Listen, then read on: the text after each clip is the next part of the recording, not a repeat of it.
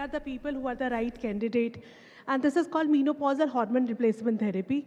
We called hormone replacement therapy in a woman who get a premature ovarian insufficiency. Means they stop their periods before the age of 40 years. There, it's a replacement. Yeah, and it's not bad. It's very good. It improves the quality of life. It takes care of your heart. It takes care of your bones. It takes care of your hot flashes, your mood swings, and this improves your sex drive and takes care of even the painful sex. So you know what happened many years ago? There's a one study which came in, and this all went down the hill.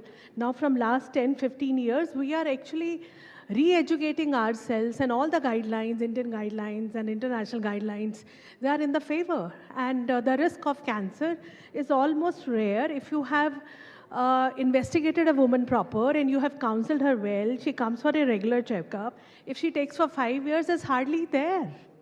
You know, if it's there, if it happens, you know, the other causes, if you look into the obesity, it increases your cancer risk by 8 times more.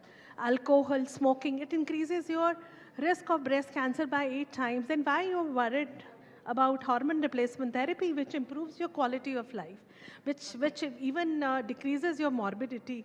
You know, the morbidity after falling and having a fracture of your femur, it takes a toll on your health and increases your mortality. Why a woman is scared of taking a hormone replacement therapy? I think there are too many myths that are involved. There are lots. The one myth is कि मुझे cancer हो जाएगा. Second myth is कि hormone नहीं लेंगे हम.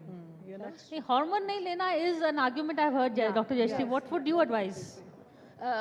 So if there is a need, it should definitely be given. As Dr. Angela pointed out, if somebody suffers a premature ovarian failure, that is you become menopausal before 40, which is happening more commonly now, definitely that woman would need an HRT. It is not just it is her reproductive, not only her reproductive health, it is also her cardiovascular health, her bone health, as she said, her cognitive health. That also goes for a toss if you go low on estrogen very early on in life. After the age of 50, we should be able to choose carefully the woman we want to give HRT, because the studies that were done showed there was a morbidity, but the women chosen were the wrong population. So if a woman needs it urgently for a purpose, it can be given under supervision, as Dr. Angela rightly said. But if it is a premature ovarian failure, these poor women should get their HRT, because their reproductive health is going to go for a toss. Their, they might have fractures at just the drop. I mean, even falling down very simply can lead to fractures, and you don't want them to. So I would vouch for HRT in the rightly selected population, definitely. And you know what, I just want to add, the woman who has a premature insufficiency, means who stops their periods before 40 years, their lifespan decreases. Yeah. So meaning the chances of dying are more in a young woman. So it's very important, the take-home message is, it's very important you take it properly. It affects a toll on your mental health, your physical health. And see, once you give a hormone replacement therapy, they are so happy and their life is so beautiful. And now just, can a hypertension patient can take it? Why not? Can a diabetic patient take? Why not? It improves your cholesterol, it decreases your cholesterol, increases your good cholesterol, decreases the bad cholesterol, even your blood sugars, insulin resistance becomes less. It's a very good thing. And I think that Tanya can tell about even the fertility, what happens. I was going to bring Dr. Tanya on this one. I just want to add on to that, even though I'm the fertility person here, but hand on heart, how many women here in the audience get their regular PAPs? How many women have had their regular PAPs? I would want every woman's hand up. And I can see barely handful. So we have to empower ourselves to do our regular screening as well. Go to specialists who are aware of the facts, who are able to regulate the way your hormones are given as well.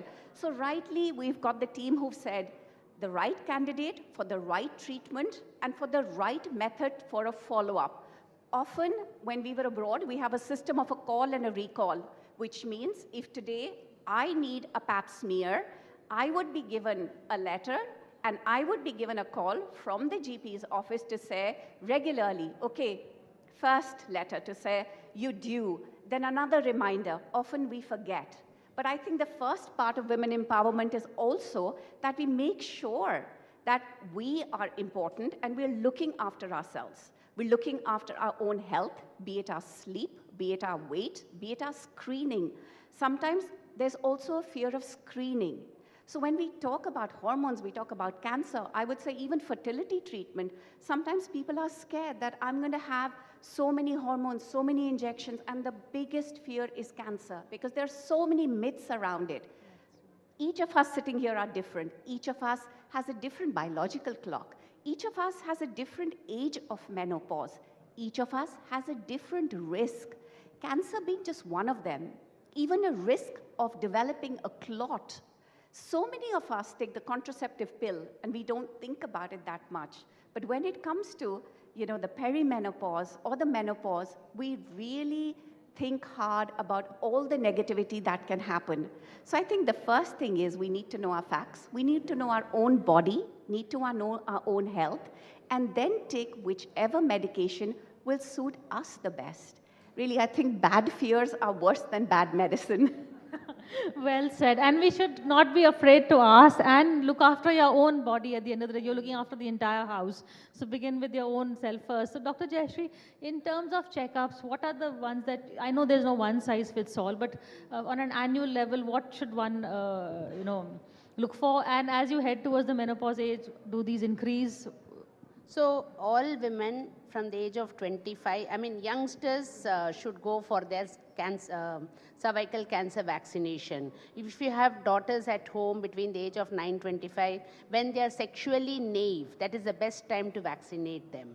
So that is the first thing that should be a take-home lesson for all the youngsters. In fact, we are now vaccinating the boys also. We have vaccines to vaccinate the boys. Number two is there should be an education at home. One about your menstrual cycles, how to maintain your menstrual hygiene. So there's no need to take a youngster to a doctor, but I think there should be an awareness about how to deal with their menstrual cycles, and menstrual hygiene is very important. There are a lot of youngsters who want to use the menstrual cups because they are becoming very environmental conscious about the sanitary fills that we are all creating, right? So I think we can talk to those people about that. So school, it is very important to educate school-going children.